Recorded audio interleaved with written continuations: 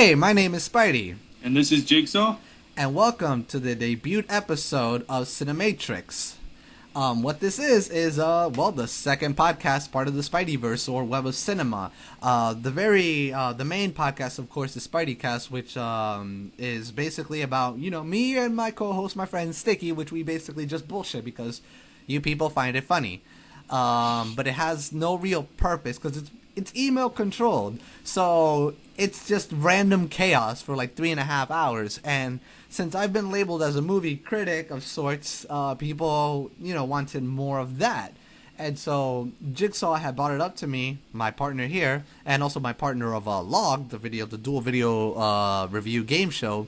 You can tell I'm the smart one of the group. Shut up. That everything, Web of Cinema, my videos, that's all me. So the intelligent my ass, sir. I came up with the name. I came up with the name. No, with Log. No, you didn't. Fred came up with Log. No, Fred didn't. Fred did not come up with it. I mentioned it, and then Fred just took off on it. Fred's the one who brought it back up, but I'm the one who came up with the name. Oh no, you know what? Fred pointed out the acronym. Yeah, Fred pointed out the Oh yeah, good job, Fred. Yeah, there you go. Fred said that spells out log, and then I was just like, yeah, you know what? You're right. That just sounds so stupid. It may work. Lords of Game Log. But basically on this show we'll be reviewing three of the summer's biggest movies: G.I. Joe, Transformers, Revenge of the Fallen. That's going to be fun. Ah, yes. And District 9. We're going to go in that order and save the best for last. So, exactly. Why not just get started? G.I. Joe. That's a nitty gritty, sir. I saw this Friday. I saw this Thursday, I think. Right before me.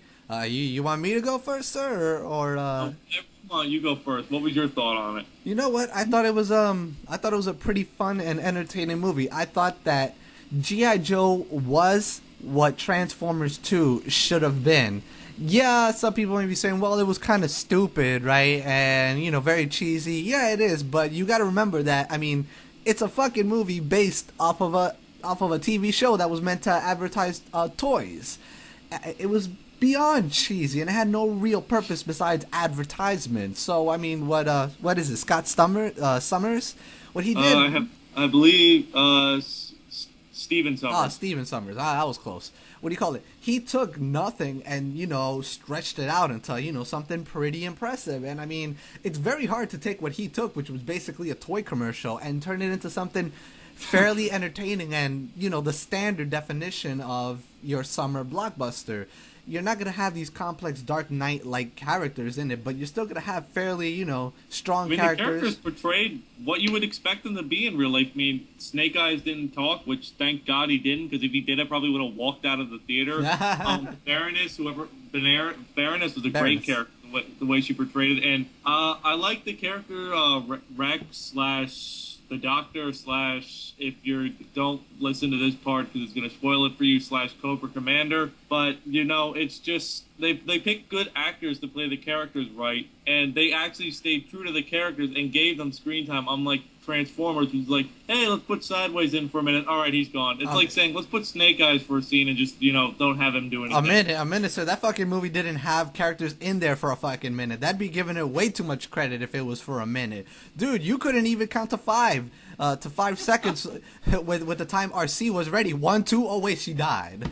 So, and speaking of character time, it's really interesting because what Steven Summers did in this flick is he took all, a very respectable amount of G.I. Joe characters, and he gave them even amount of screen time. I mean, in most movies, you'll have some characters that have more screen time than others, or you'll have cool characters like, for example, let's say Venom in Spider-Man 3 or Gambit in X-Men Origins, where, yeah, they're pretty cool, but they're only on screen for like a few minutes. This movie, it has it straight on the line. It is so fucking even that it's ridiculous because everybody has a respectable amount of screen time. Would you agree?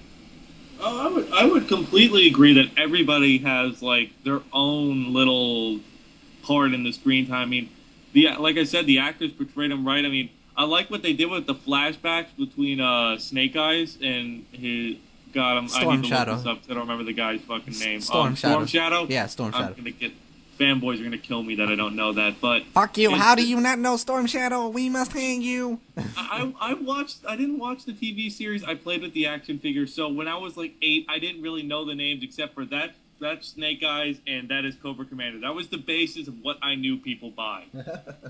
I'm just like, all right, that's the black guy with the guns, and that's the white guy that kind of looks cool.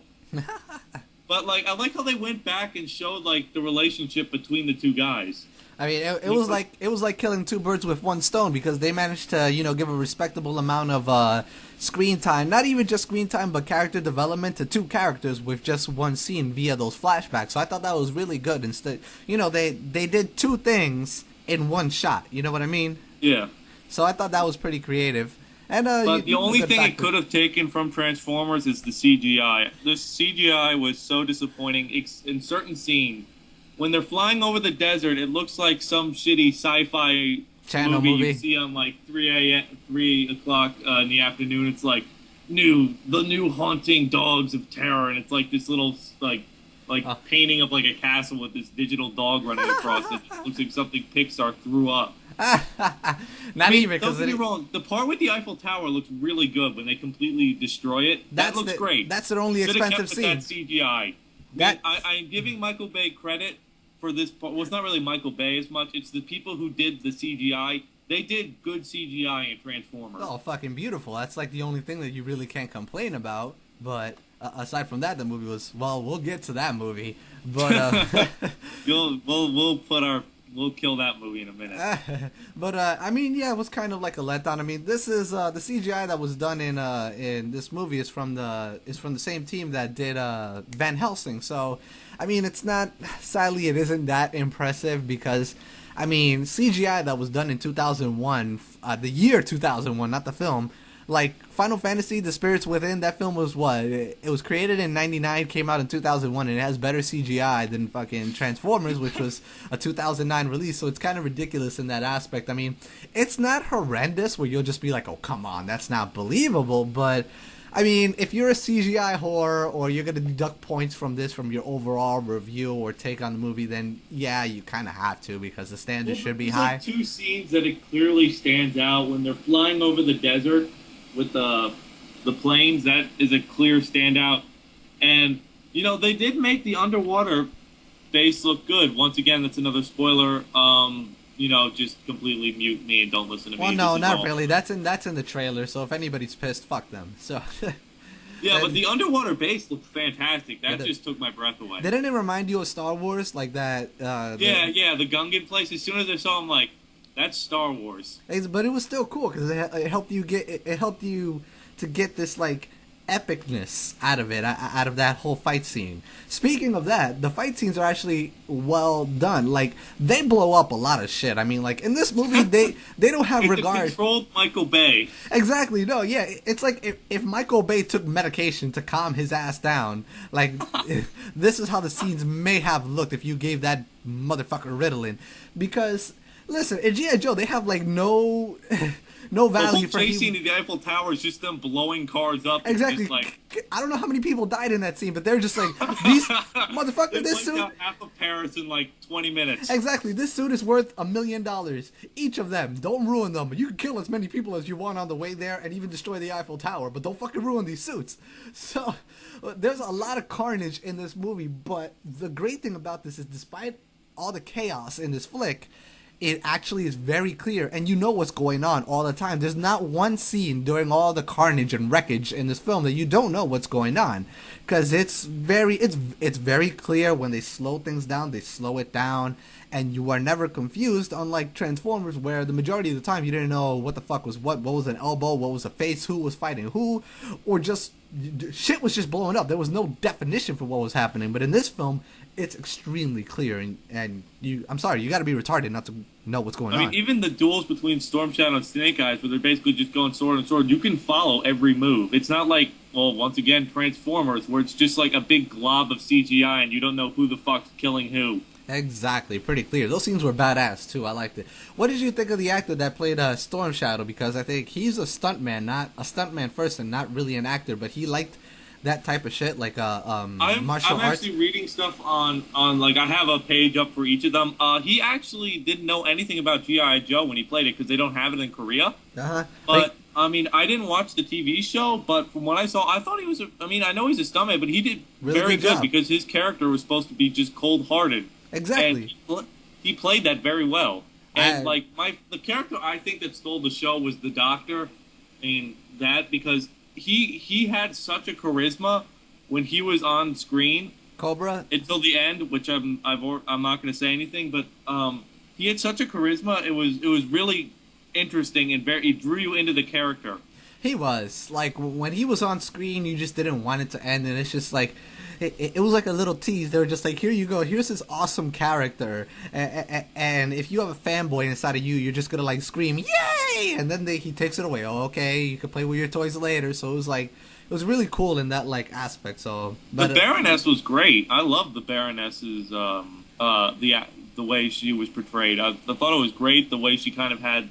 I didn't like the previous love affair. I thought that was cliche to no end. I mean, well, yeah, so did I. I know. No, but so still, did I. that was the only thing that kind of I didn't like was the cliche. Oh, we were lovers, and then my brother died. And now we're not friends anymore, and now I'm evil. So, like, I understand how she got to that point. You'll understand if you haven't watched the movie how she got to that point of it makes sense. It makes sense. It completely makes sense. It just I don't really like It's not really a love-hate thing, really, as much as you would think it would be. Mm-hmm. But only character I did not like was Ripcord, simply because I understand who he's supposed to be playing, but simply because in every action movie you seem to need to have the funny black guy. Hey, come on! But he was a real black guy, like from real. He was realistic. He got arrested twice. You can't get more real than that, sir.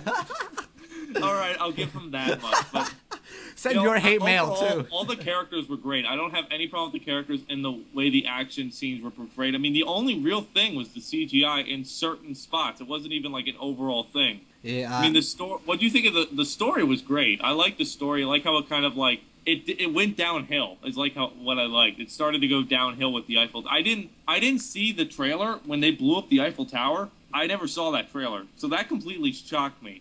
People are like, why didn't you see that coming? Because I think when G.I. Joe's, I thought it was going to be a cliche. They stop him right before he fires the missile. No, I'm like, he fired the missile. I'm like, wow, this is different. They're actually going to blow up a monument. Because I'm telling you, the aim for this movie was to actually try to take nothing and bring it to life. And I mean, and I'm not going to spoil the ending for anybody, but the last scene is great because it sets it up for another one completely. It's such a cock tease, I'm telling you. It's awesome too because you don't know. Like, I'm not going to spoil anything, but all it is the president's in a bunker and he says, "So this is what it's about." And I thought that was about something else, and it turned out it was something completely different. Out of left field. What made it awesome. Out of left field. So overall, this movie is an 8.5 out of 10 for me. This movie is great. You should go see it. There's no reason real not to. Go see the movie. Hey, I care to agree with Jigsaw as well.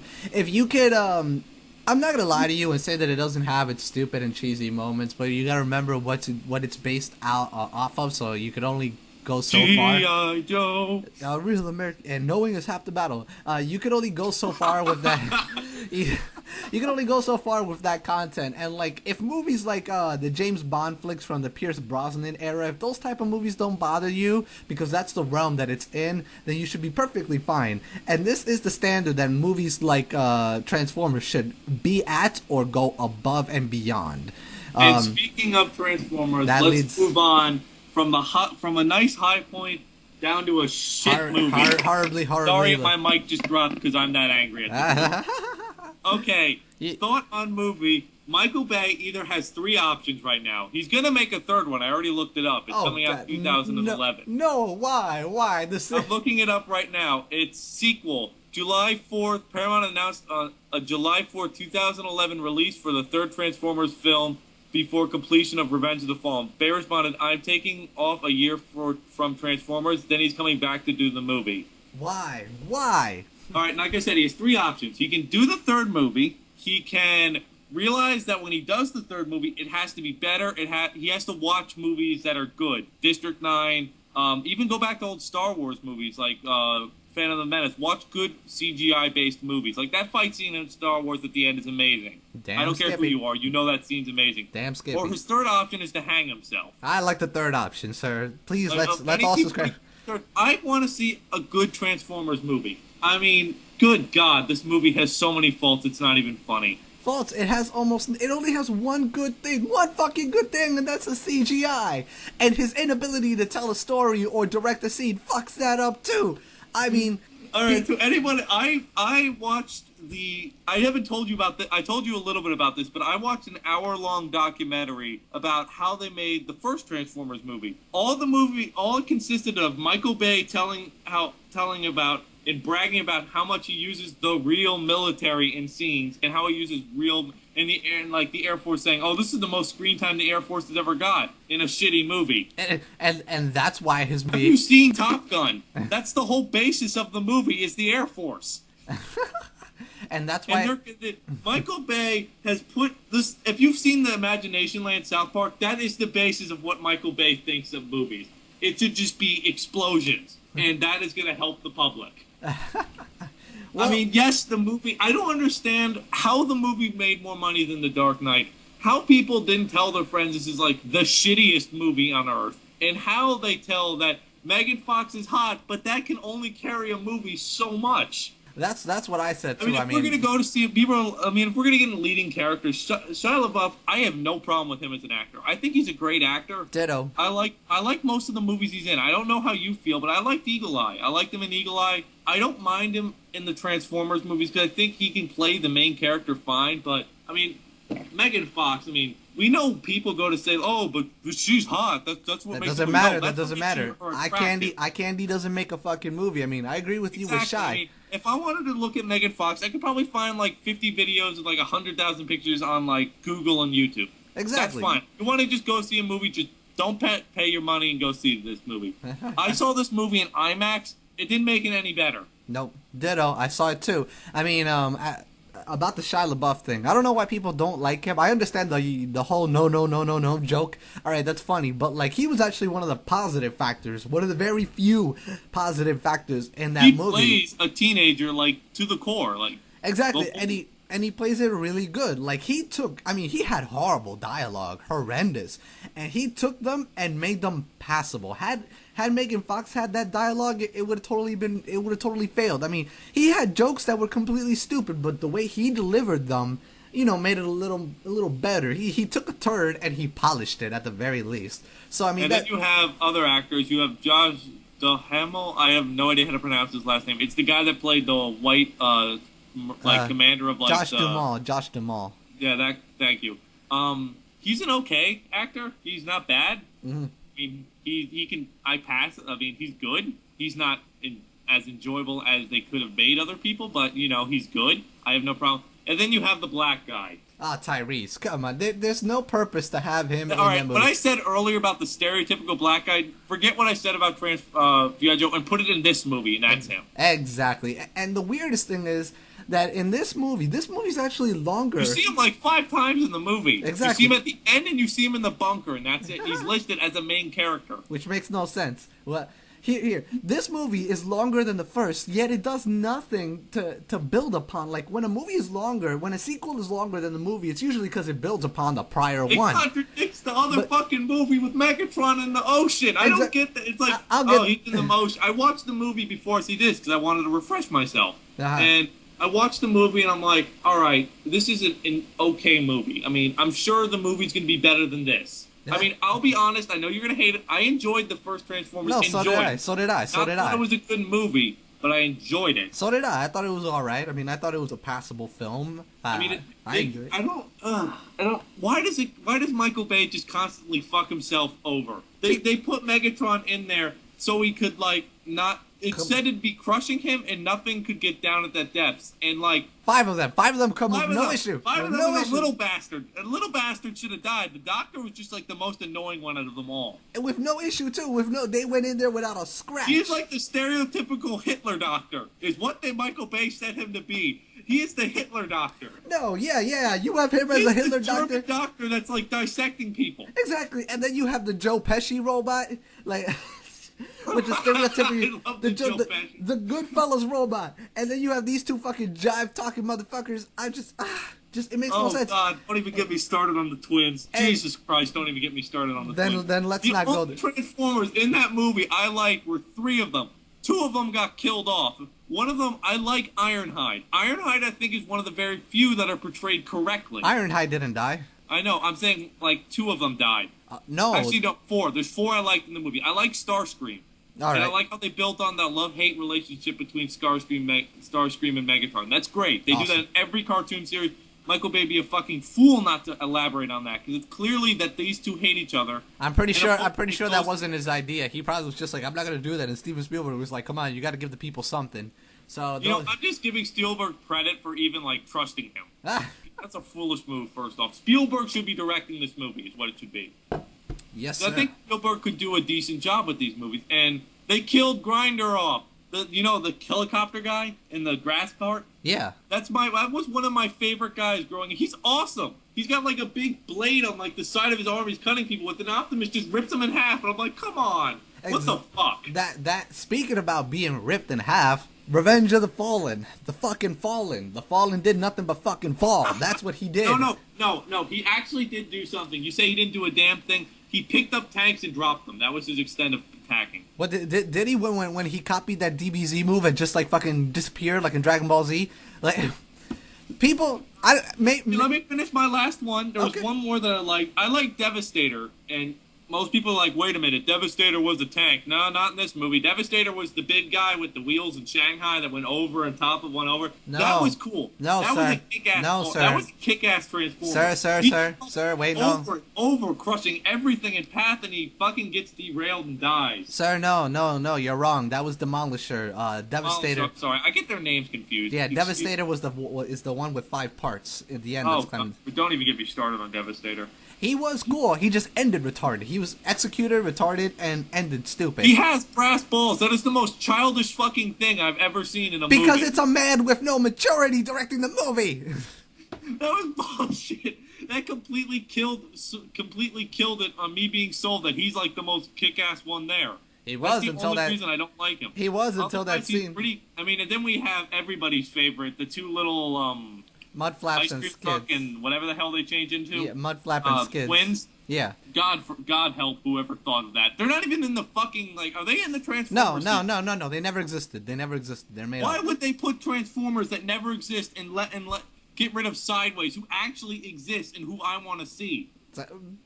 It's Michael Bay. I mean, do you expect proper... They got rid of Soundwave is not what he looks like in the cartoon, and I understand for certain reasons that's why certain Autobots are like this, but Soundwave will always be that cassette guy. And that is Soundwave. He's not somebody who doesn't even fight and just sits on a satellite dish. I want Soundwave to kick some ass. Soundwave was my favorite one, and he doesn't even do shit in the movie. No, but he interprets messages. What about that? Doesn't you have Bumblebee, who at the end of the Transformer movie has his voice back, and yet in the next movie refuses to use that voice? No, don't you know it's all of a sudden broken? They don't explain it. They don't explain. They just say, "Oh, it's broken. He's still having problems." That's it. That's the whole movie. They don't explain shit. It just happens. And then let's see, who are we going? We have Jetfire. We have. I don't like how he was handled. Ratchet. Remind me. They just He's put the medic, the one in the yellow truck. He's like one of the very few good ones. Well, was he another robot? One of the 40 robots that was in there for about maybe 3 seconds? No, he was in the first movie. The medic. Ratchet. It was like Optimus, Ratchet, Jazz, Ironhide, Bumblebee. Ratchet's the other yellow one. He's the one that turned into the ambulance truck. I would have to see it again. I haven't seen the first Transformers. And then you have the 3 motorcycles, who I thought RC. in the opening scene were kick-ass, but then died. RC. No, she didn't die. She just vanished. And then you never see her until the very end. I don't know. That scene when they're chasing Sideways is cool. Now, I wanted to see Sideways, Side swipe. back instead of driving, get cut in half, and get a cheesy line like, damn, I'm good. You know what? You don't even get that. He only transforms once, and you have to quickly notice it. Because if not, it just looks like a fucking car is driving out of nowhere, and then they just kill Sideswipe like that. I mean, just like, what? Who was the guy that came back? That was, shit, I don't know his name. He was in the first Transformers. He played the agent. I forgot his name, but he's in the movie. He plays He's pretty good. He was a good actor. He is, but like he really had He can be. Let's change that. I have faith in him, but like he was there for no real good reasons. It was just there was no reason to bring him back. Really. No, there utterly wasn't. It was and then just you have stupid. the kid that like gets tagged along. He was there for no reason too. Again, like just to walk around in his own. Comic relief. But you don't fucking need it for comic relief. That's why you have Shy. Shy can do comic relief by himself. You don't need the twins in this dumbass. Exactly. And what pissed me off about the twins is that you have Optimus motherfucking Prime. And these two bastards take more time than Optimus. Optimus is the core of Transformers. Why would you steal time away from him? Everybody knows Optimus. Nobody knows these little fuckers who are obviously black stereotypes. And the most negative of ones too, because I'm all for racial humor, sir. I love my racial humor. He has a fucking gold tooth. Exactly. With big lips. I mean, like, where the fuck? Like, listen, I was telling somebody, they're like, oh, well, come on. You've seen stereotypes in other shows like The Simpsons. I'm like, yeah, but The Simpsons do it with subtlety, right? At the very least, I could understand, the whole jive talking shit, because they got their knowledge. The other one. And that makes sense, because as if you watch the first one, they get their stuff on the internet. Language from the internet, right? Which makes sense. All right, I understand that. I understand the look. I can even understand the gold tooth, but the fucking lips. Where the fuck did they get that? How do you explain? You want to explain that? Were they just looking through Black History Month and looking through slavery, and they were just looking? Oh man, the white people be talking about the black niggas. Let's look. Oh, big lips. Let's sub ya, sir. I mean, what the fuck? That made the big lips. Where the fuck? How does somebody explain that to me? Because like you would have the best argument in the world if you could get that shit passed. And then we bring it all back to Mr. Explosion himself, Michael Bay. Worst director ever. No, all right, not ever. Unfortunately, there's Uwe Boll. But like you're up there, Michael Bay. God. Michael Bay has directed movies based. You've seen Speed, right? The first one, yes. There's another one? Yes, Speed 2 on Jesus a boat. Fucking Christ. On a boat. What? It's retarded. Speed 1 is alright. Speed 2... I don't like. Speed I like. It's one of the very, very, very narrow few Michael Bay films I actually like, because it's not all explosions. It actually had a story. Well, there's not much you can fucking do on a bus. So it's just like, I want to see that motherfucker cause explosions on a bus. It's just like, how unrealistic do you want to be? And, Michael Bay... Shia LaBeouf made a comment in the documentary that I just want to, it just discredits his thought on him. He said, and I quote, he's the ultimate action director. No, he's the ultimate director for blowing stuff up. If you want to blow shit up... He's really never seen, a Steven Spielberg movie. Exactly. I mean, listen, I'll give the guy credit. If you want to blow shit up, if you want to do a big, ridiculous, over-the-top scene... Okay, I know about Pearl Harbor. I studied Pearl Harbor. I don't think that many explosions happened in Pearl Harbor. No, it didn't, because that's why most of it still stands to this day as a historical landmark. In the actual thing in Pearl Harbor, I know I'm going to get people saying, oh, no, this happened, but from what my understanding, and from my understanding of reading stuff about this, ships were blown up, and bases were blown up. Yes. Not the whole fucking island was about to be leveled. No, but that's Michael Bay's mind. You don't realistically take something out. You blow the whole thing up. Okay, I can't talk about this movie anymore, otherwise I'm going to start slitting my own throat. Somebody has to die. It's either the viewer for the sake of their own sanity or Michael Bay. Either of the two are fine. Just forget about this and move on to... God, I don't even know where to begin with this movie. District 9. District 9. Sir, the best movie to come out... One of the best movies, to come out in the past 20 years. The best sci-fi movie in 20 years. And a movie that will just make classics look like fucking trash. This movie will give you hope for humanity. Peter Jackson redeems himself from King Kong with this. Oh, come on. King Kong was good. King Kong was decent. Yeah, King Kong was good. I liked it. I'm sorry, but I can never take Jack Black as an action hero. Right, but the rest of the movie was good. He played his character well, but we're not going to debate about my thought on King Kong. That was just my personal opinion. All right, well, regardless of that, this movie is the fucking shit. It is more critical. You shouldn't be listening to this if you haven't seen the movie. You need to go out right now and see it twice. Steal some money from the guy next to you. Steal some money from the corner. If you're walking and jogging listening to this, go punch the guy jogging across from you and take his money and jog your ass down to the theater, to the IMAX. To the IMAX, mind you. If you don't have an IMAX, you're driving to an IMAX. And see District 9 and eat before you do it. because it's a beautiful movie. I mean, this movie had a budget of $30 million, and it looks like a fucking $100 million film. And dude, it is so raw, gritty, realistic, and just hauntingly stunning. There's nothing bad you can say about this fucking movie. It's shot almost, the beginning of the movie is shot in a documentary style, which I found really interesting. And when I saw that, I'm like, oh, because I remember I was talking to you before I went to see the movie. I'm like, is this going to be like Cloverfield, where it's just going to be some guy filming with a camera? No, like the wrestler. It's filmed in that style in the beginning. It's not all uber shaky cam. It's just shot like a documentary. It shot like it actually a cameraman would shoot it. He wouldn't run with the camera pointing at his feet. Exactly. So, I mean, I can't see how that can make you sick. I mean, it's virtually impossible. It made it seem like I was watching a Discovery documentary. Very realistic. Kind of understand that? Like you're watching something that happened. Mm-hmm. It makes you believe this shit's already happened. Yes, indeed. It's happening right now, and you're just basically, like, paid your money to go relive it. That's what it made it feel like. And not a lot of movies can make you believe this shit has already happened. Mm-hmm. And it's got such. I mean, the aliens themselves are very realistic. The dialogue for the aliens, I thought it was good. The only thing I can't even think of a thing to really complain about with this movie. And normally I can think about one thing. Mm-hmm. I mean, the guy who played Wickus, the main character, he doesn't do a lot of acting, and he portrayed the character very well. Yeah, it was a lot of it was improv, but wasn't it impressive for improvisational work? Yeah, very. It was improv, really? Yeah, if you see a couple of interviews, he was just like, they were asking him what was the best part of the movie, the fact that he was allowed to do improv work. Like, when he's doing the evictions and searching through, saying like, oh, this was a real find, that wasn't part of the script. He was doing that as he was going along. Have you ever seen Flight of the Conchords? A very, very long time ago. I would have to see that movie. movie. Who he reminds me a lot of in that opening part, like the opening half hour? He reminds me a lot of Murray.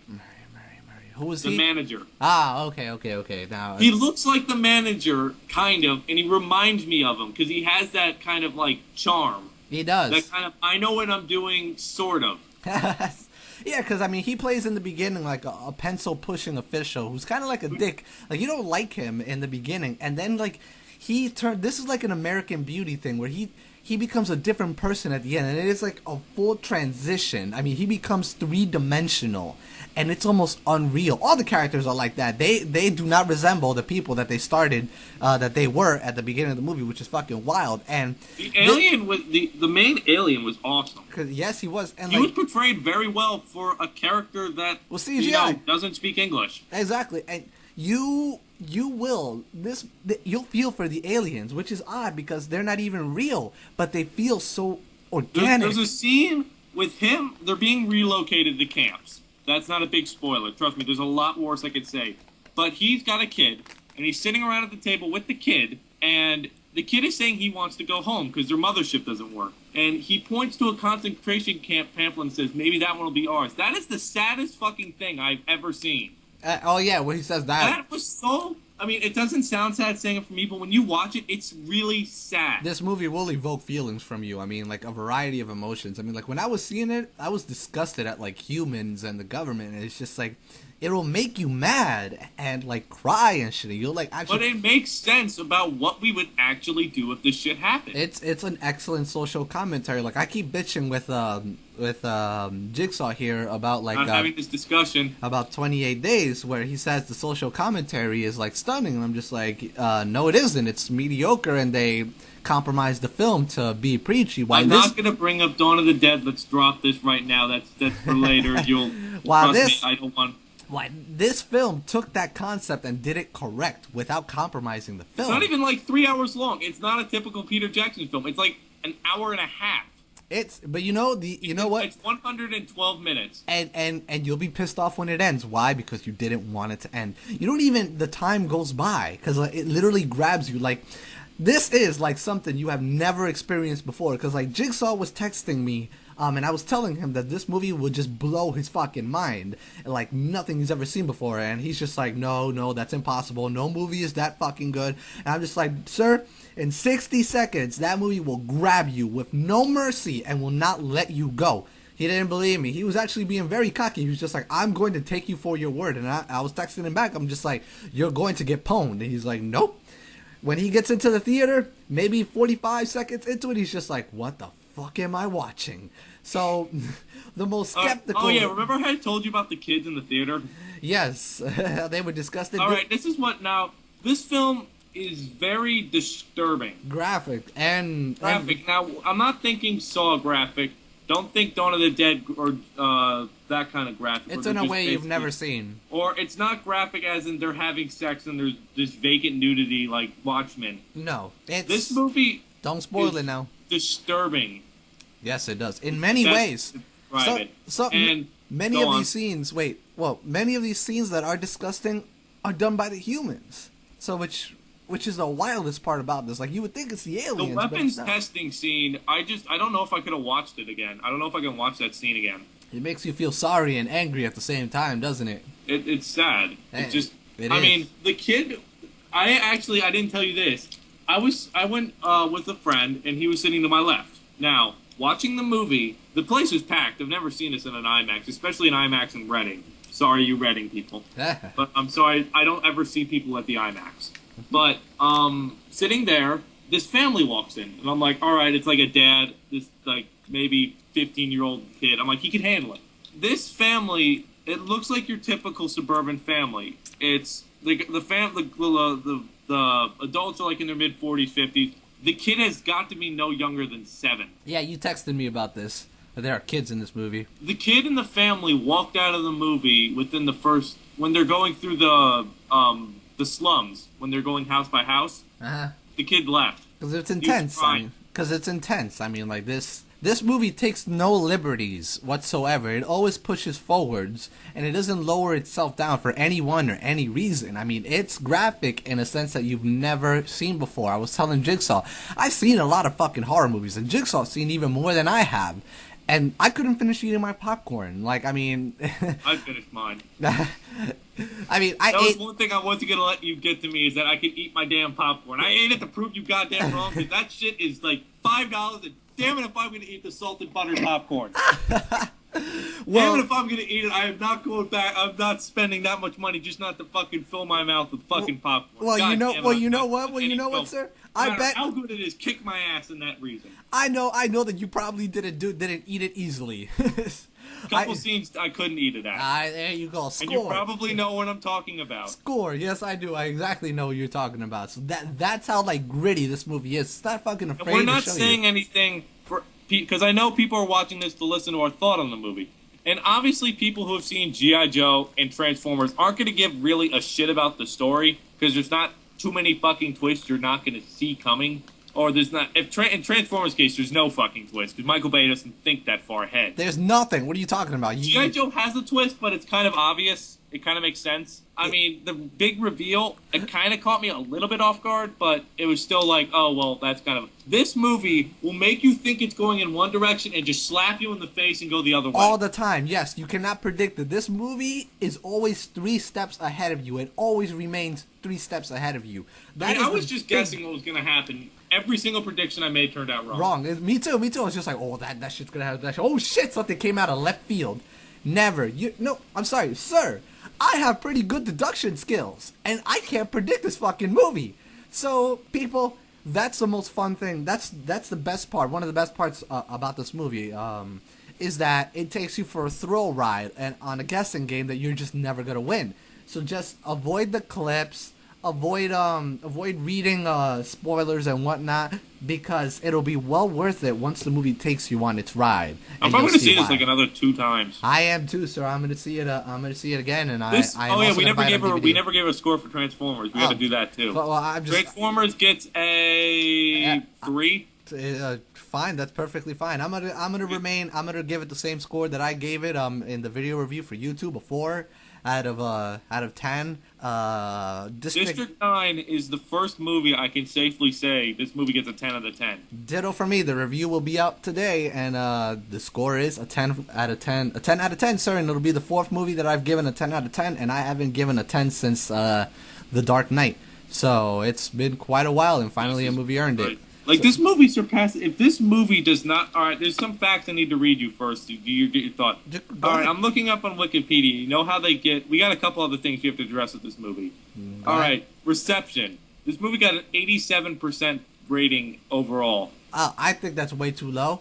I'm guessing the movie is really smart. So your average teenager may not like it. Understand it. Exactly. Sorry, average teenagers. And but no, there's and your average, dumb folks that are looking for a fun, dumb time may not like. It's really intelligent film, and it doesn't low. You have to go up to it, not the other way around.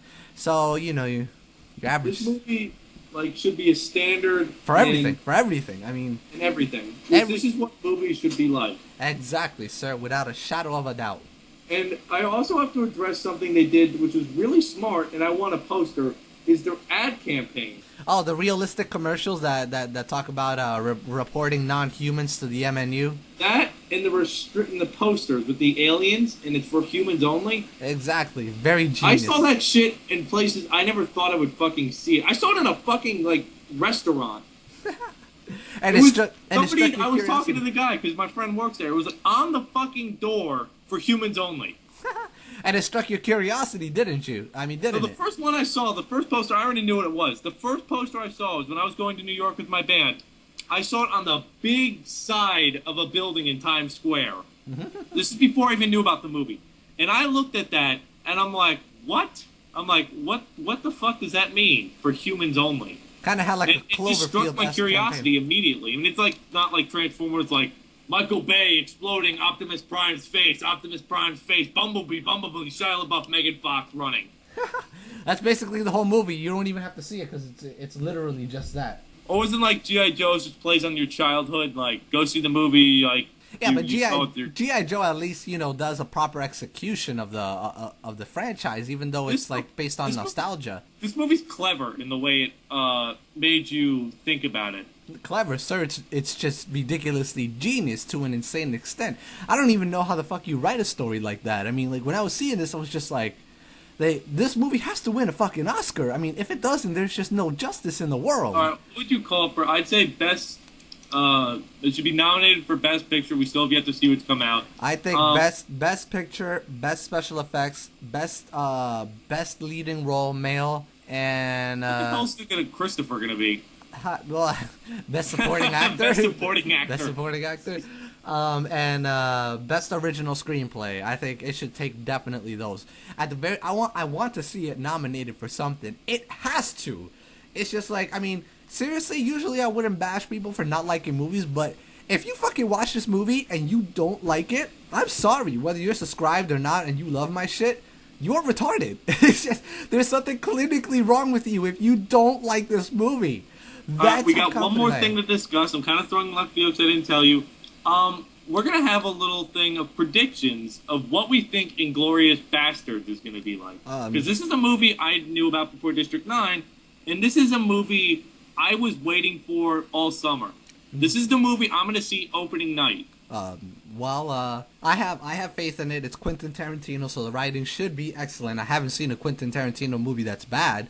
So there's definitely a lot of faith in it. The cast looks good. It does look like a good movie. The trailer doesn't really give you much because Quentin Tarantino... Have you seen the second trailer?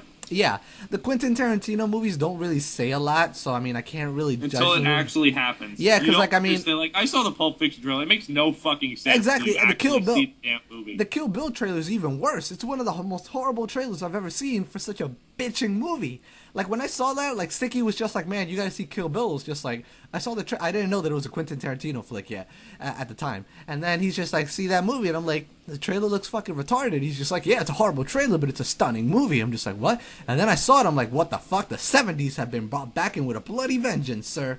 So, I mean, yeah, the trailer looks stupid, but... I think the only trailer that actually made sense was Planet Terror, because it's just like zombies, girl with gun on the leg. Yeah, but that's because it was a dual-directed movie, so that's why it made sense. But I mean... When does Machete come out? Unknown yet. It's in its pre-production stages, so we'll find out. But like I said, I have faith in the movie. It's probably going to be really, really good. The question is it going to be Pulp Fiction good? So it's not going to be District 9 good, because I doubt it's going to be District 9 good, but it's going to be more... I think it could honestly be up the level of Dark Knight, if it actually is good as I think it's going to be. Quentin Tarantino has the potential. It looks like the kind of war... I mean, we all know war movies like Saving Private Ryan, they're realistic, Band of Brothers, it's a TV series, it's realistic. This is just a movie where it's just based. There's no story really, except like 9, 10 guys are dropped into France and just fucking kill people. That is the basis of this movie. That is a Quentin Tarantino movie. And goddamn it, if this movie is not everything a person wants in World War II, I am going to slit their throats. If you are looking for realism, go watch Saving Private Ryan. If you want to escape and just see people kill Nazis in awesome ways, go see this movie. Brad Pitt actually looks like looks like he's going to do a really good job in this movie. With excellent dialogue too. You forgot the main component. I love, for the people who haven't seen the trailer, see Inglourious Basterds official trailer 2. The scene where he's interrogating him is awesome. Have you seen that where he's interrogating the Nazi? Yes. That is one of my favorite scenes so far. What I've seen out of everything in that movie. So looks like it is much to be anticipated. I hope it does well. It should do well, and I do have high expectations for the flick. We'll just have to see. But this has been the first episode of Cinematrix. Yes, sir. Thank God we finally went through with it. But District 9, masterpiece. All right, here's the orders of them. All right, District 9. Let's recap. 10 out of 10. Yes, sir. Perfect movie. No flaws. Yes, sir. Go see the movie. Yes, sir. And exactly, folks. Go check it out. Transformers. 4, 3 out of 10. Whatever one you want to pick. Whoever's opinion you care more about is probably Joel's. But shitty movie. Shitty director. Yep. Decent male lead. Yep. Good CGI. Yep. God, why the fuck aren't these robots why can't it just be... It should just be the robots. It should just be the robots fighting for an hour and a half. I would even accept that better. Just not directed by Michael Bay, though. No, just not directed by Michael Bay. And then G.I. Joe, Rise of the Cobra, 8.5, 8 out of 10. This movie's good. This is the movie you can see casually. It's not going to waste your money. I mean... Out of what I've seen coming out, The Orphan, which I'm not going to go off on because that was the worst twist ever. Yeah, don't bother with that flick, people. I'm telling you, you're going to be sorely disappointed. I saw the movie, and our Silverado read off the, for those who don't know, that's one of our friends, Anthony, read off the screenplay, and the twist was before I went to go see it. It was. I warned Jigsaw, too. I was just like, sir, why? Why? Because I just have an expectation for horror movies because I've seen every god one under the planet. And I just feel I should be watching more to see where we're going with horror. And nowhere. Jesus goddamn Christ, is horror bad. Nowhere with that flick. Apparently so. I just don't even want it. We'll stop with that one. G.I. Joe, go see it. 8.5 out of 10. Yes, sir. This has been your first episode of Cinematrix. We have a special Cinematrix coming out October. What are we going to do? One of these a month? It depends on you, sir. Whenever you want to do them, we'll record them and release them. We'll be tackling 3 movies each. All right, then we're gonna do the one we wanted to be the third one next. All right. Right now, we're not gonna debate it. I'm laying out the premise. Okay. Next Cinematrix will be one. If you've been on the website, you already know where this is going. It's called The Great Debate, and this is between. I need you people out there to decide this because we're not going to be able to. And it's going to be majority vote. And this Cinematrix will be about 2 movies. Which is the best movie? And I'll lay out the categories when it happens. But no, don't even do that. 28 Days Later, and it will be between Dawn of the Dead. In my corner, I am defending 28 Days Later. In Joel's corner, he's got Dawn of the Dead. You people will be deciding the fate of which movie's better. Because we're going to probably end up killing each other if we just try to debate this over ourselves, because we can't. Think about it. Ask your parents. Play both movies. Play it for Grandma. If Grandma doesn't want to see it, tie Grandma down. Watch it. Open her eyes. Get opinions. Go door to door. Say you're a Jehovah's Witness and put that on the list. We need your votes, people. We sect of Christianity want to know one important thing about your life. Which one's more important, Dawn of the Dead or 28 Days Later? You have 100,000. There's only 100,000 spots in heaven. Which movie's better? Come on, pick one, bitch. You better pick this one. No, that check doesn't count. Put your check here. Put your goddamn check here. Or I will shoot you. God will fucking murder your family and put a plague on your house. That's the most aggressive Jehovah's Witness I've ever seen. Anyway, well, that about wraps it up, sirs. And ladies, I hope you enjoyed. Every single one we will be tackling 3 movies. How frequent, I don't know. That's up to Jigsaw, but we'll see where that goes. We'll see where that goes. So, till next time, this is Spidey. This is Jigsaw. And we'll catch you next time. God damn you, Michael Bay. Do not